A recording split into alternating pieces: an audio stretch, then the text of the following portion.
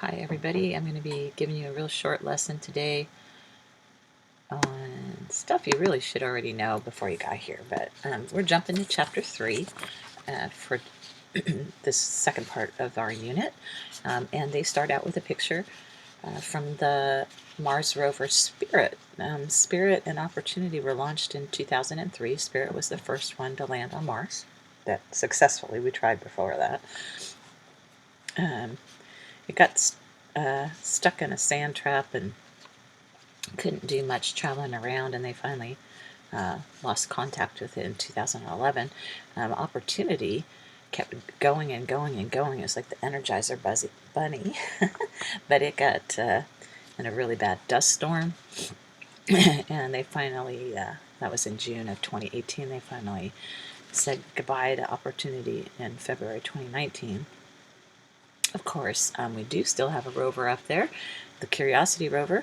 It was sent up in November of 2011, and it's been there since August 2012, and it's collecting lots of stuff. And you may know that this summer we sent Perseverance, so we have another rover on its way. It left July 30th of this year, and it should arrive in February 2021. So we'll be talking about that more later. But how do you get a rover to Mars? You need to do good measurements, and once you get there, that's the whole point of having those rovers there, is to do analysis and measurements while they're there. Measurements, of course, you really need to understand in science, it's not just, yeah, we have a lot of numbers, but they're measurements, and so they have to have units.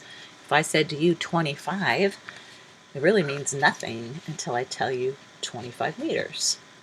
25 milligrams, 25 degrees Celsius. It can mean a variety of things, the same number. So we have to have units, and you've always got those when you have a measurement. Obviously, measurements are important, and we have to be able to make measurements correctly and then have the right number of digits to imply how good our measurement is, and we'll talk lots more about that this week. Another thing, of course, in science we use really big or really small numbers. Depends on what we're measuring, and so we use scientific notation. And again, you should have gone over this in your math classes way before you got in here. Galaxies, of course, are groups of stars in the universe. There's really a surprising number of galaxies out there. And to try and estimate that, we'd have to write a whole slew of zeros, which takes up a lot of time and a lot of room. And so we can collapse that into a much more compact form with scientific notation. The Hubble Space Telescope, speaking of things launched into space, was launched in 1990. There were some mismeasurements and miscommunication by the team that was assembling the telescope. The lens that they put on there was incorrectly ground, and so they had to do a couple of missions to kind of put a contact lens on this telescope. But 30 years later, it's still up there, it's still taking images. One of the things they did, and they've done this several times, is they looked at a very, very dark part of the sky above the Big Dipper, or Ursa Major. There's a region that seems lightless to humans. Of course, it's up in space to get out of our atmosphere, all the dust and pollution and smoke and ickiness, and it doesn't really get you that much closer to the stars, but it gets you out of our atmosphere. When they looked at that area, they saw a lot of things. But let's just go back to this real quick. A spiral galaxy like ours, we have about 3 to 5 arms. They're not exactly sure, but they go back and forth. It depends on who you're reading. And it has about 100 billion stars. So writing all those zeros is tedious again. Once they looked at this area above the Big Dipper, this is one of the images they've taken. It's called a deep field image. They took it over 4 months, I believe, and 400 images compiled together, and always looking at the same portion of the sky. but from different angles around the Earth. And essentially what's in here, every point of light just about, except for like this one, and maybe this one, and probably this one. There's about 7 nearby stars. Every other bit of light that you see on this image is another galaxy. So extrapolating from the area they looked at, there's about 1,500 galaxies in this image. Extrapolating that out to all the regions of the universe we can see, they think there's about 100 billion galaxies like our Milky Way. So 100 billion times 100 billion, it's a big number. And again, if we wrote all those zeros, it would be ridiculous. So scientists use scientific notation. The back of your textbook has an appendices section.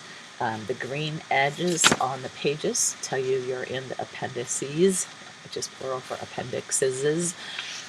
There's a explanation, a little bit of reading on how to do scientific notation. It's just a special kind of exponential notation.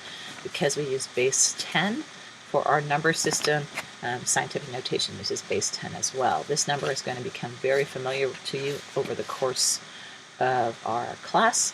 602 with 21 zeros after it is called a mole, or Avogadro's number. It's really big. It's silly to write all those zeros. We use 6.02 times 10 to the 23rd. Okay. Other things that are really, really small, like the radius of an atom, nanometers are billionths. So that'd be another 9 zeros, by the way, of a meter. And it's much easier to write that in scientific notation, but it would have a negative exponent. So again, really big or really small numbers, we use scientific notation. In standard form, it's a product, which means you multiply a coefficient times the power of 10. The coefficient in this one is 2.3. The power of 10 is 3. And you know that means 10 times 10 times 10. And so you know that you would slide the decimal over 1, 2, 3 places to get 2,300. If it was negative, it would mean you're multiplying by 0.1 or 1/10. It means it gets smaller, which means the decimal would move to the left. Notice the digits don't change. When you multiply, you use a calculator. There's an explanation how to use your calculator on these pages. If you don't know, there's also a really short video, a 3-minute video for you to watch, and we'll talk more about it tomorrow in class. If you don't have a calculator, that's okay. All you have to do is multiply the coefficients together and add the exponents. So all of you could do this in your head. 3 times 2 is 6, 10 to the 5th, 10 to the 2nd. That's 7 tens that you're multiplying by. If they're negative, it's the same thing. 2.1 times 4 is 8.4. And then 3 plus a minus 7 gives you a minus 4. When you divide, of course, you divide the coefficients, but you subtract the exponents. I absolutely will not accept fractions and answers, so make sure you divide it out. Always decimal form, and then make sure that the coefficient is a number bigger than 1, but less than 10. So when you do 3 divided by 6, obviously you guys know that's 1/2. As a decimal, it's 0.5. Subtract the exponents. 5 minus 2 is 3. You're going to have to shift this decimal over to make this a 5.0. That means you have to use up one of your tens. Okay, so if I multiply 0.5 times 10, I get 5. And so this answer should be reported as 5.0 times 10 to the 2nd. Adding and subtracting is a little bit trickier. The exponents have to be the same. Your calculator will do it automatically. If you do it manually, you have to do it and change the exponents yourself. Okay, and it's irrelevant which one you change. It makes no difference. So 6.6, 10 to the minus 8th, 4.0, 10 to the minus 9th. To get rid of one of those tenths, you multiply the 4 by a tenth. It becomes 0.4. Now you have both at minus 8. Now all I have to do is subtract 0.4 from 6.6. Excuse me, it's addition here. Add 3.4 to 6.6, you get 7.0, and the exponent stays the same. Okay, this one is subtraction, so the 3.42 minus the 2.5. Again, this number and this number have to be the same, so change one of them. Slide that decimal, so now it's not 3.42 minus 2.5, it's 3.42 minus 0.25, a very different answer. And 10 to the minus fifth for your exponents. You can prove it to yourself on your calculator, but we're going to have to go over how to use your calculator properly. Another thing we're going to talk a lot about is significant digits and accuracy, precision, and error. That's it for today. Pretty short.